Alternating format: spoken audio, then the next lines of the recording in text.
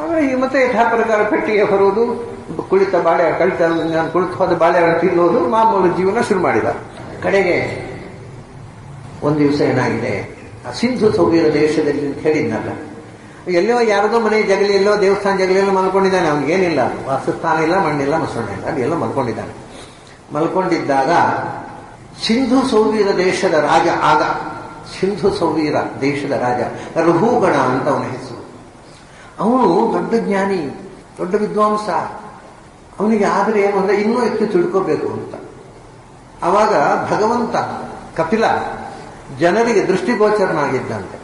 ಕಪಿಲ ಮಹರ್ಷಿಯ ಆಶ್ರಮಕ್ಕೆ ಹೋಗಿ ಅವನ ಹತ್ರ ಇನ್ನಷ್ಟು ಅಧ್ಯಾತ್ಮದ ವಿಷಯ ತಿಳ್ಕೊಂಡು ಬೆಳಿಬೇಕು ಅಂತ ಯೋಚನೆ ಮಾಡಿ ಅವನು ಕಪಿಲಾಶ್ರಮಕ್ಕೆ ಹೊರಟಿದ್ದಾನೆ. ಹೊರಡಬೇಕಾಗಿದ್ದಾನೆ, ನಮ್ಮ ರಾಜರು ನಡ್ಕೊಂಡು ಹೋಗ್ತಾರೆ. ಮೇನೆ ಬಂತು, ಮೇನೆ ಹೊರಲಿಕ್ಕೆ ಆಚೆಯಿಂದ ಇಬ್ರು, ಈಚೆಯಿಂದ ಇಬ್ರು, ಮೇನೆ ಹೊರಲಿಕ್ಕೆ. ಈ ಬೇರೆಯವ್ರನ್ನೆಲ್ಲ ಸತ್ತ ಮೇಲೆ 4 ಜನ ಹೊರೋದು, ರಾಜರನ್ನು ಬದುಕಿದ್ದಾದ್ಮೇಲೆ 4 ಜನ ಹೊರೋದು. ಏನು ಮಾಡೋದು, ಅವರು ಪ್ರಾರಬ್ಧ ಕರ್ಮ. ಸರಿ, 4 ಜನ ಹೊತ್ಕೊಂಡು ಹೊರಟು.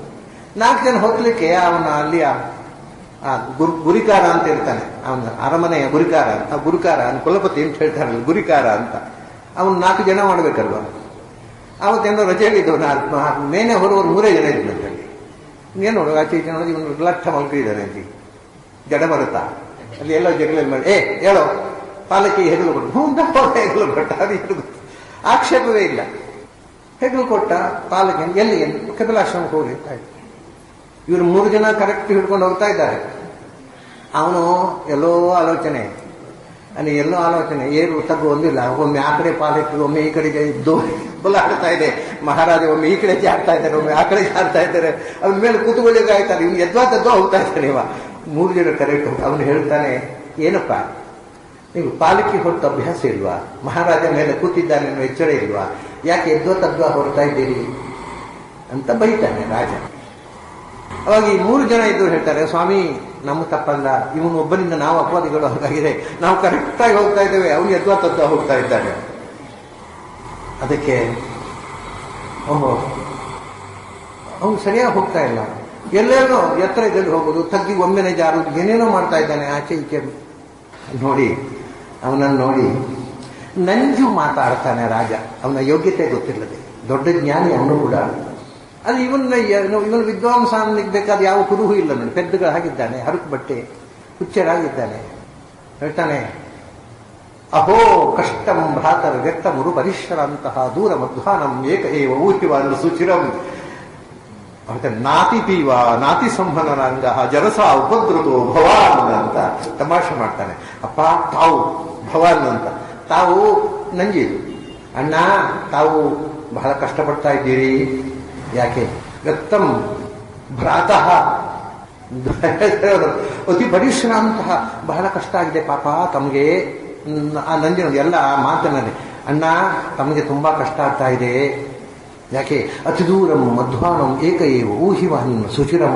ಬಹಳ ದೂರದ ತನಕ, ಇಲ್ಲಿ ಹೋದದ್ದಷ್ಟೇಗ ಅವನು ಹೇಳುದು, ಬಹಳ ದೂರ ಪಾಪ, ಬೇರೆ ಯಾರು ಇಲ್ಲ, ನೀವು ಒಬ್ಬರೇ ಪಾಲಕ್ಕೆ ಹೊತ್ಕೊಂಡು ಬರ್ಬೇಕಲ್ಲ, ತುಂಬಾ ಕಷ್ಟ. ಅದೂ ಒಬ್ಬರೇ, ಎಷ್ಟು ದೂರ, ಬಹಳ ಕಷ್ಟ. ಅದರ ಜೊತೆಗೆ ನಾತಿ ಪೀವ, ಸಣಕಲ ದೇಹ, ಇವನು ರಟ್ಟ ಇದ್ದ, ಸಣಕಲ ದೇಹ, ನಾತಿ ಪೀವ, ನಾತಿ ಸಂಬಂಧನಾಂಗ, ಒಳ್ಳೆ ಗಟ್ಟಿಮುಟ್ಟಾದ ಮೈ ಅಲ್ಲ, ಜಡಸಾಚ ಉಪದ್ರುತ, ಬದುಕ ಬೇರೆ, ಅವನ ಸಣ್ಣ ಕೈವ ಅಂದ್ರೆ ಮುದುಕ ಪಾಪ, ನಾ ಸಣಕಲ ದೇಹ, ಮೈ ಗಟ್ಟಿಮುಟ್ಟಿಲ್ಲ, ಬಹಳ ದೂರ ಒಬ್ಬರೇ ಪಲ್ಲಕ್ಕಿ ಹೊರಬರುತ್ತಲ್ವಾ, ಪಾಪ ತುಂಬಾ ಕಷ್ಟ ಅಲ್ವಾ ಅಣ್ಣ ನಿನಗೆ ಅಂದಂತೆ ರಾಜ. ಅದಕ್ಕೂ ಪ್ರತಿಕ್ರಿಯೆ ಇಲ್ಲ, ಅವನ್ನ ತಗೋತಿದ್ದಾನೆ. ಪುನಃ ಹಾಗೆ ಆಗ್ತಾ ಇದೆ. ಅಷ್ಟು ಬೈದ ಮೇಲೂ ಕೂಡ ಹೇಳ್ತಾನೆ, ನಾನು ರಘುಗಣ ದೇಶ, ಈ ಸಿಂಧು ಸೂರ್ಯರ ದೇಶದ ರಾಜ ರಘುಗಣ ಆಜ್ಞೆ ಮಾಡ್ತಾ ಇದ್ದೇನೆ, ಚೆನ್ನಾಗಿ ಹೋಗು. ಅದಕ್ಕೂ ರಿಯಾಕ್ಷನ್ ಇಲ್ಲ. ಅಂದ್ರೆ ಸುಮ್ಮನೆ ಕೂಡಯ್ಯ, ನಾನು ನಿನ್ನಾಗಿ ಒಂದು ಚಕ್ರವರ್ತಿಯಾಗಿ ಪಲ್ಲಕ್ಕೆ ಕೂತವ, 4 ಜನ ಹೋಗ್ತಿದ್ರು, ಇವತ್ತು ನಾನು ಹೋಗ್ತಾ ಇದ್ದೆ, ನೀನು ಕೂತಿದ್ದೆ, ಏನು ಮಹಾ ಇದು ನನ್ನ ಹಿಂದಿನ ಅನುಭವ. ಇವನು ಏನು ಆಗ್ತಾ ಇಲ್ಲ, ಅವ್ನು ನಗ್ತಾ ಹೋಗ್ತಾ ಇದ್ದಾನೆ. ಕಡೆ ತಡ್ಕೊಳ್ಳಿಕ್ಕಾಗುದಿಲ್ಲ ರಾಜನಿಗೆ. ಅವನು ಹೇಳ್ತಾನೆ, ಕಿಮರೇ ಜೀವನ್ಮೃತಸ್ಥೋ ಮಾಂ ಕದರ್ಥೀಕೃತ್ಯ ಭರ್ತೃಶಾಸನ ಅತಿಚರಸಿ. ಏನೇ ನೀನು ಬದುಕಿದ್ಯೋ ಸತ್ತಿದ್ಯೋ ಅಂತ ಹೇಳಿದ. ಕಿಮರೇ ಜೀವನ್ಮೃತಸ್ತು ಮಾಂ ಕದರ್ಥೀಕೃತ್ಯ, ನಾನು ಈ ದೇಶದ ರಾಜನ ಮಾತು ನಿನಗೆ ಇಷ್ಟು ಅಸಡ್ಡೆ ಆಯ್ತಾ? ಭರ್ತೃಶಾಸನ ಅತಿಚರಿಸಿ, ರಾಜಾಜ್ಞೆಯನ್ನು ಉಲ್ಲಂಘನೆ ಮಾಡ್ತಾ ಇದೆಯಾ, ನಿನಗೆ ತಕ್ಕ ಶಾಸ್ತಿ ಮಾಡಬೇಕಾಗತ್ತೆ. ಸರಿಯಾಗಿ ನಡೆದೇ ಆಯ್ತು, ಇದು ತಕ್ಕ ಶಾಸ್ತಿ ಮಾಡಬೇಕಾಗುತ್ತೆ. ಇಷ್ಟು ಕೇಳಿದಾಗ ಇಷ್ಟು ಸುಮ್ಮನಿದ್ದ. ತೊಯೋದಿತ ಸತ್ಯ ಮಲ್ಪಲ ನಿಜ ನಿಜ ನೀವು ಹೇಳೋದು ನಿಜ ಅಂತ ಇಷ್ಟೊತ್ತಿಗೆ ಅವನ ಮಾತೇ ಬರ್ತಿತ್ತು ಅಲ್ಲೂ ಗೊತ್ತಿಲ್ಲ. ಅವನಿಗೆ ಇದನ್ನ ಮಾತುಗಳಿದ ಕೂಡಲೇ ಗಟ್ಟಿಯಾಗಿ ನಕ್ಬಿಟ್ಟ. ನಕ್ಕು ತ್ವಯೋದಿತಂ ಸತ್ಯಂ ಅವಿಪ್ರಲಬ್ಧಂ, ನೀನು ಹೇಳಿದ್ದು ನಿಜ ಆಗ್ತಿತ್ತು. ಏನು ಹೇಳಿದೆ ನೀನು? ಲಟ್ಟ ಇದ್ದೀಯಾ, ನಿನಗೇನು ದಾಡಿ, ಚೆನ್ನಾಗಿ ದಾರಿಯಲ್ಲಿ ನಡೆ ಅಂತ ಹೇಳಿದ್ದನು. ನೀನು ಹೇಳಿದ್ದು ನಿಜ ಆಗ್ತಿತ್ತು. ಯಾವಾಗ? ಭರ್ತು ಶ್ರಮೇ ಸ್ಯಾದ್ಯದಿ ವೀರಭಾರ, ಪಾಲಕಿಯನ್ನು ಹೊತ್ತುಕೊಂಡದ್ದರಿಂದ ಬಹಳ ದೂರ ಹೋಗಿ ಪಾಪ ನಿನಗೆ ಆಯಾಸ ಆಗಿದೆ ಅಂತೆಲ್ಲ ಹೇಳಿದ್ದೆ. ಅದು ಸತ್ಯ ಆಗ್ತಿತ್ತು. ಯಾವಾಗ ಅಂದ್ರೆ ನಾನು ಪಾಲಕಿಯನ್ನು ಹೊತ್ತುಕೊಂಡಿದ್ದರೆ, ನಾನು ಪಾಲಕಿಯನ್ನು ಹೊತ್ತುಕೊಂಡಿಲ್ವಲ್ಲ, ಇದು ದೊಡ್ಡ ಹುಚ್ಚು. ಅಂದ್ರೆ ಹೆಗಲಲ್ಲಿ ಪಾಲಕಿ ಇದೆ, ನಾನು ಪಾಲಕಿಯನ್ನು ಹೊತ್ತುಕೊಂಡಿದ್ದರೆ ಅಲ್ವ ನನಗೆ ಭಾರ ಆಗೋದು, ನಾನು ಪಾಲಕಿಯನ್ನು ಹೊತ್ತುಕೊಂಡಿಲ್ಲವಲ್ಲ ಅಂದ. ಆಮೇಲೆ ಅತಿ ದೂರಂ ಪರಿಶ್ರಾಂತ ಅತಿ ದೂರಂ ಏಕೋ ಊಹಿವಾನ್, ಬಹಳ ದೂರ ಹೋಗಿದ್ದಿ ಒಬ್ಬನೇ ಅಂತ ಹೇಳ್ತಾನೆ. ಗಂತು ಯದಿ ಸ್ಯಾತ್ ಅಧಿಗಮ್ಯ ಮಧ್ವ, ನಾನು ಹೋಗುವವನು ಉಂಟಾಗಬೇಕಾಗಿದ್ದರೆ ನನಗೆ ನಡೆಯಲಿಕ್ಕೆ ಒಂದು ದಾರಿ ಬೇಕು, ಹೋಗಲಿಕ್ಕೆ ಒಂದು ಗುರಿ ಬೇಕು. ನಾನು ನಡೀತಾ ಇಲ್ಲ, ನಾನು ಎಲ್ಲಿಗೂ ಹೋಗ್ತಾ ಇಲ್ಲ, ನಾನು ಪಾಲಕಿಯನ್ನು ಹೊತ್ತುಕೊಂಡೂ ಇಲ್ಲ. ಯಾರ ಕುರಿತು ನೀನು ಈ ಮಾತನ್ನಾಡ್ತಾ ಇದ್ದೀಯ? ನನಗೇನು ಸಂಬಂಧ ಆಗ್ತಾ ಇಲ್ಲಲ್ಲ. ಆಮೇಲೆ ಏನೊಂದು ಪೀವ ಲಟ್ಟ ಇದೆಯಾ ಅಂತ ಹೇಳಿ, ಪಿವೇಕಿ ಚಾಸವು ನ ವಿಧಾನ ಪ್ರವಾದ. ಯಾರು ಕೂಡ ಯಾರನ್ನು ಒಬ್ಬರನ್ನು ನೋಡಿ ಲಟ್ಟ ಇದ್ದೀಯಾ ನೀನು ಅಂತ ಹೇಳಿದರೆ ಅವನಿಗೆ ಬುದ್ಧಿ ನೆಟ್ಟಗಿಲ್ಲ ಅಂತ ಅರ್ಥ. ಇದೆಂಥದ್ದು ಕತೆ? ಕರೆಕ್ಟ್ ಹೇಳಿದ್ದಾನೆ ರಾಜ. ಇವನಂದ್ರೆ ಇದ 2-3 ನೆಲೆಯಲ್ಲಿ ಮೊದಲು ಏನು ಹೇಳೋದು ಗೊತ್ತುಂಟ, ಅವನು ದೇಹಾಭಿಮಾನವನ್ನು ತೊರೆದವ. ನಾನು ದೇಹ, ಈಗ ನೀವು ಒಂದು ಪಾಲಕಿಯನ್ನು ಹೊತ್ತುಕೊಂಡಿದ್ರೆ ನನಗೆ ನೋವಾಗುತ್ತಾ? ಯಾಕಾಗುವುದಿಲ್ಲ?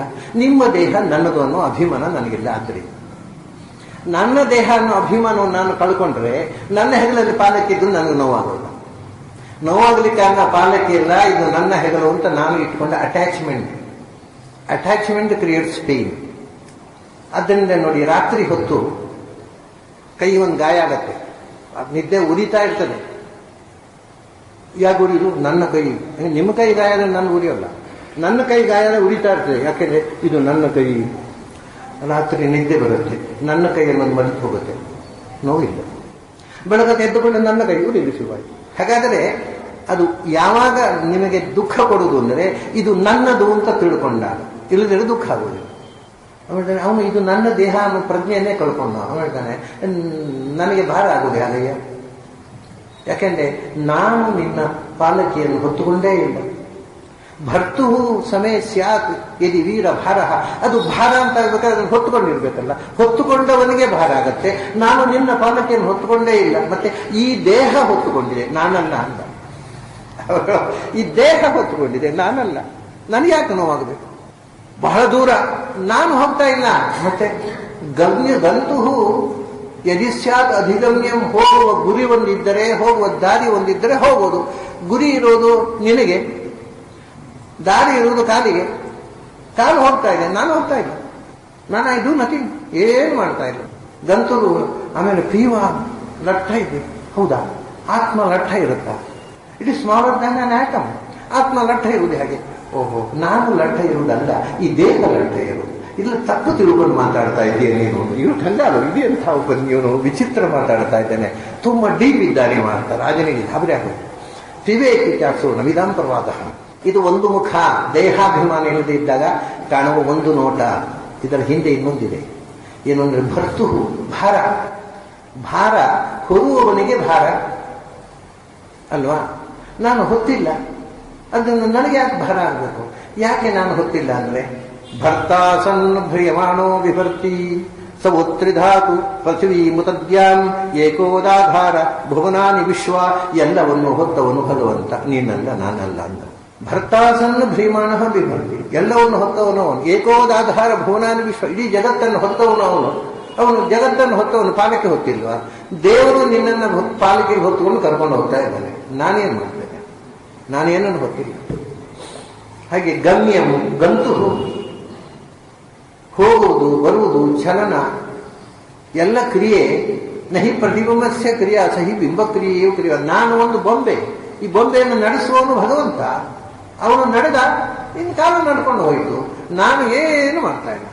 ನಾನು ಕನ್ನಡಿಯ ಒಳಗಿನ ಪ್ರತಿಬಿಂಬದ ಹಾಗೆ. ಪ್ರತಿಬಿಂಬ ತಲೆ ಆಡಿಸ್ಬೇಕಾಗಿದ್ರೆ ಎದುರು ನಿಂತ ಬಿಂಬ ತಲೆ ಆಡಿಸ್ಬೇಕು. ಪ್ರತಿಬಿಂಬ ನಡ್ಕೊಂಡು ಹೋಗ್ಬೇಕಾದ್ರೆ ಎದುರು ಬಿಂಬ, ಹಾಗೆ ಬಿಂಬ ರೂಪಿ ಅದು ಭಗವಂತ ನಡೆದ, ನಡ್ಕೊಂಡು ಹೋಯಿತು. ಈ ಕಾರು ನಾನಲ್ಲ, ಭಗವಂತ ಎಲ್ಲವನ್ನು ಹೊತ್ತುಕೊಂಡಿದ್ದಾನೆ. ನಿನ್ನನ್ನು ಹೊತ್ತುಕೊಂಡಿದ್ದಾನೆ, ಪಾಲಿಕೆಯನ್ನು ಹೊತ್ತುಕೊಂಡಿದ್ದಾನೆ, ನನ್ನನ್ನು ಹೊತ್ತುಕೊಂಡಿದ್ದಾನೆ. ನಾನೇನು ಹೊತ್ತುಕೊಂಡಿದ್ದೇನೆ? ನನಗೆ ಹೋಗುವ ಗುರಿಯೂ ಇಲ್ಲ, ಹೋಗಲಿಕ್ಕೆ ದಾರಿಯೂ ಇಲ್ಲ, ಭಾರವೂ ಇಲ್ಲ, ಏನೂ ಇಲ್ಲ. ಹಾಗಿರುವಾಗ ನನ್ನನ್ನು ಪೀವ ಒಳ್ಳೆ ದಷ್ಟಪುಷ್ಟ ಇದ್ದಾಗ ಯಾವ ಜೀವ ದಷ್ಟಪುಷ್ಟವಾಗಿದೆ? ಜೀವವನ್ನು ಪುಷ್ಟವಾಗಿದೆ ಅಂತ ಹೇಳ್ತಾರೆ ಯಾರಾದರೂ. ಊಟ ಮಾಡಿ ಕೆಜಿ ಎಷ್ಟು ಕೆಜಿ ಆಯಿತು? ಜೀವಕ್ಕೂ ದೇಹಕ್ಕೂ ಆತ್ಮಕ್ಕೂ 78 ಕೆಜಿ 75 ಕೆಜಿ, ಯಾವುದು ದೇಹವೋ ಆತ್ಮವೋ? ಇಷ್ಟು ವ್ಯತ್ಯಾಸ ಗೊತ್ತಿದೆ. ನನ್ನನ್ನು ಲಟ್ಟ ಅಂತ ಹೇಳ್ತೀಯಲ್ಲ ನೀನು. ಅದು ಈ ದೇಹ ನಾನಲ್ಲ ಅಂತ ಗಾಬರಿ ಆಯಿತು ರಾಜನಿಗೆ. ಇದು ವಿಚಿತ್ರ. ಈ ಥರ ಮಾತಾಡೋರು ಬಹಳ ಕಡಿಮೆ. ತಿಳಿದವರು ಕೂಡ ಈ ಥರ ಮಾತಾಡೋಲ್ಲ, ಬಹಳ ವಿಚಿತ್ರವಾಗಿ ಮಾತಾಡ್ತಾ ಇದ್ದಾನೆ ಅಂತ ಬಹಳ ಆಶ್ಚರ್ಯ ಆಯ್ತು ಅವನಿಗೆ. ಹೀಗೆ ಮಾತಾಡ್ತಾ ಇನ್ನೂ ಕೆಲವು ವಿಚಿತ್ರವಾದ ಸಂಗತಿಗಳನ್ನು ಹೇಳ್ತಾನೆ.